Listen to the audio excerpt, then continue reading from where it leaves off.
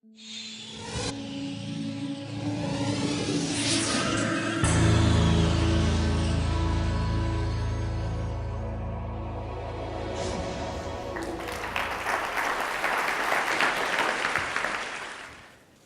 an absolute pleasure to be with you here today. I want to thank Adina for inviting me. I want to thank you for taking the time to listen to these amazing speakers. And it's been a learning experience for me, and it's a joy to be here before you.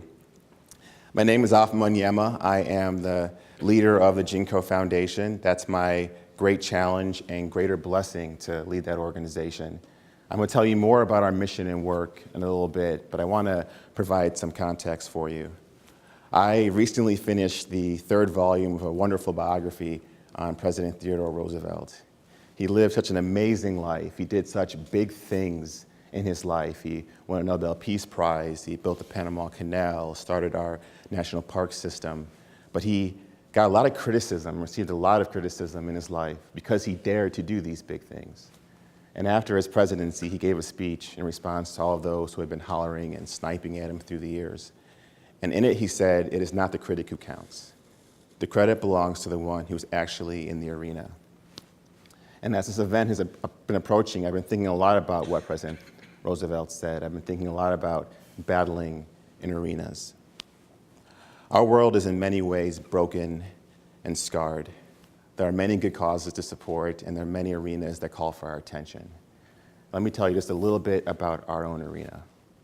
Most folks know very little bit about Nigeria, and that which they do know is almost overwhelmingly negative. I'm not going to blitz you with a lot of facts here today, but I do want to share a few with you. More women die in Nigeria than anywhere else on the planet except for India, which has 1 billion more people. More children die in Nigeria than anywhere else in the world except for India. Last year, 1 million children under 5 died in Nigeria. 1 million children died last year, died this year. 1 million more will die next year unless something is done. And they are dying mostly for stupid reasons tied directly to a lack of high-quality health care. Now, I know it's not enough just to tell you these stats and expect you to run under the Jinko banner. You can justifiably say, well, this cause is important, this arena is important, but why should I join it with you? What is Jinko all about? I can't, in the few minutes I have here, tell you everything about us.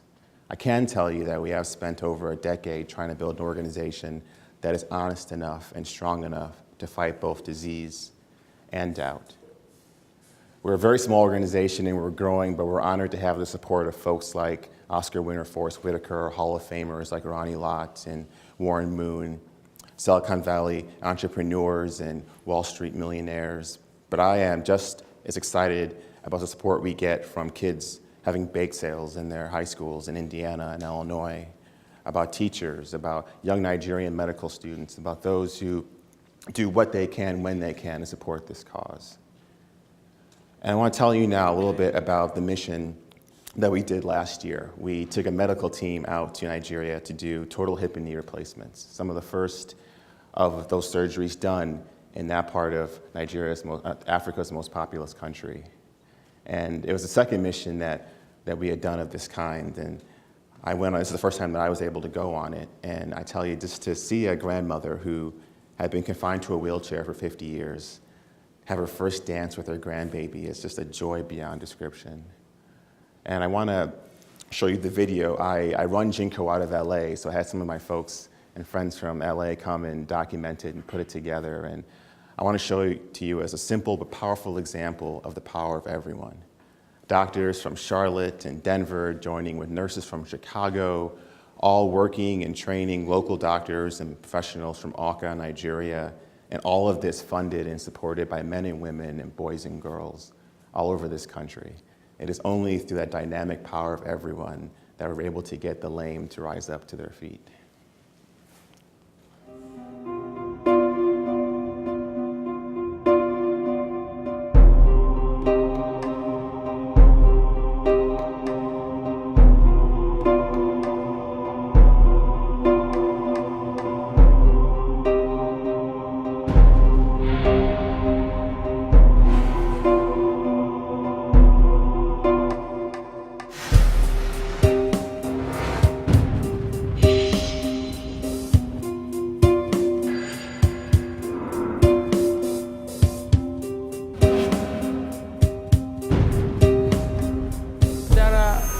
many people who are dying.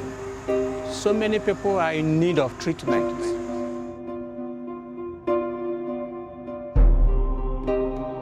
We got interviewed by the press here, and they asked us to compare the healthcare state of the United States versus the healthcare system here. And my answer was that I didn't see a healthcare system here. When you look at the burden of disease here, there's just so much more than it is in the United States. In the United States, even if you're in the middle of like rural North Carolina, you can pick up your cell phone and call 911 and someone will come get you and give you help. And that does not exist in Nigeria. The people of Nigeria need access to the same basic health care that we have. They have access to nothing. There's just not a health care system for the indigenous people here. I feel like there's an upper class and then there's poverty here. I had an awakening. People who are suffering and dying needlessly aren't some people on some late night infomercial, but are my cousins and aunts and uncles and friends of my father and my mother. We reached out to doctors in Charlotte, North Carolina, doctors in Denver, and staff in Chicago, put together a great team. And we are here at Regina Caeli Hospital, a Catholic missionary hospital in Awka. And as I speak, the doctors are replacing hips and knees and really transforming lives. Everybody was surprised. Where they work, not getting tired. Dedication, they have really contributed a lot. We appreciate it much. In this part of the country, coming for bone surgeries, we haven't heard of that before. I haven't heard of that before. So this is the first of its kind.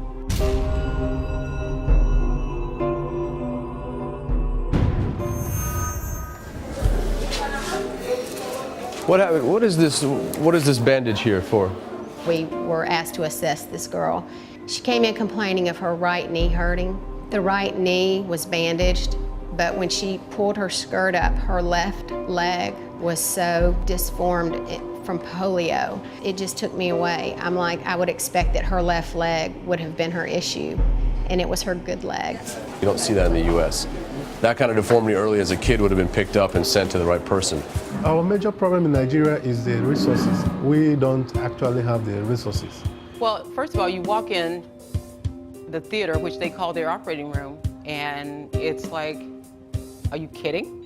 You can't even imagine what crossing your T's and dotting your I's looks like in a place like this, because there is nothing here except lights and a table.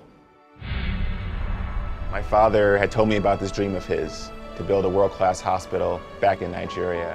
When we have the Augustine Memorial Hospital built, we'll be able to expand our services beyond just orthopedics and extend care to those who can really ill afford it. The exciting part about being here at this future site of our hospital is that right now, we're on a medical mission, probably about 20 minutes away from here, but I can't wait for the day when doctors from Chicago and Los Angeles and New York are going to be packing up and getting their supplies and their equipment together and coming to medical missions here at Augustine Memorial Hospital. And that should be, God willing, only a few years from now.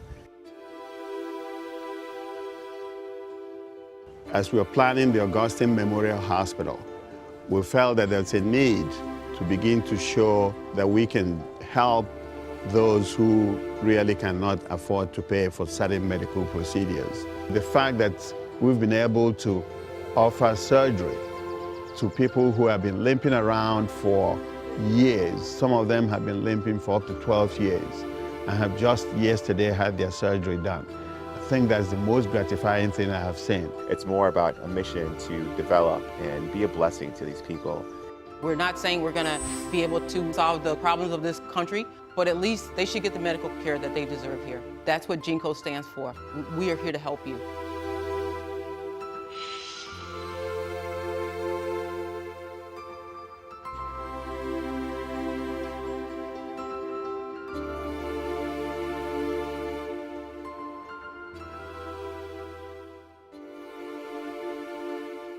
So that's the dream that we have, my father and our family and those who have become part of our GENCO Foundation family.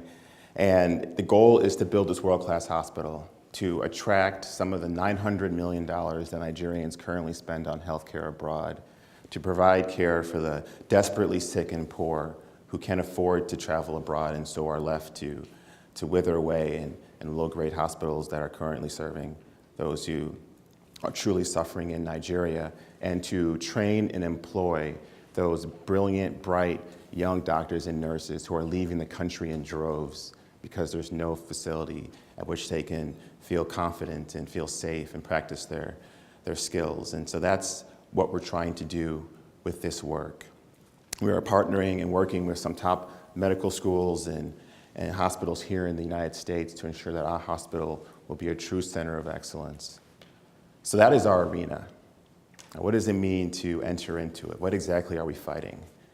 As I've said before, we're fighting disease and a healthcare system utterly incapable of confronting that disease. We're also confronting hopelessness that causes these young Nigerian doctors and nurses to leave the country, causes wealthy Nigerians to leave the country, and causes mothers to not have those bright dreams that every mother should have for their children. But we're confronting more than just disease, and that's where our friend Theodore Roosevelt comes back in. For he pointed to that critic outside the arena, and we must confront him as well. If you do this work, if you join us, you're going to get laughed at and scoffed and get a lot of criticism and doubt. I've been doing this work long enough that I can hear the voices in my head. Africa is too far and too unfamiliar. Its people are too sick and too poor and too stupid. Its government's too inept and too corrupt. We have problems enough here with tuition and bills and sky-high gas prices, while all around us our economy is staggering about on legs made of glass. Look to your own house. Endure. At the very end, our hands will be raised in victory, and at that moment, we will finally understand that victory does not belong to us alone. It belongs to those babies who are alive only because you leapt into this arena. It will belong to those mothers whose dreams for their kids are bright once again only because you leapt into this arena. It will belong to those grandmothers dancing with their grandbabies only because you leapt in the arena. My friends, that is the true power of everyone. We need you. Leap in. There's room enough to the left and to the right. Your place is no longer with those cold and timid souls. Your place has never been and will never be with those cold and timid souls, frozen in fear outside of the arena's edge. The opening bell has sounded. Enter the arena, set your feet, straighten your back, and keep your head and your hands held high against disease, held high against doubt, held high against that small voice inside you begging you to give up and get out, ignore it, crush down your fears and your doubts. When you falter, lean on me, just as I've leaned on so many in so many places where my courage has diminished. This fight is too important to have no one outside the arena, but all who truly believe in this cause must leap in and stay in until victory is achieved. The credit belongs to the one who is actually in the arena. The joy belongs to the one who is actually in the arena. And true life belongs to the one who is actually in the arena. So get in and let's go. Thank you.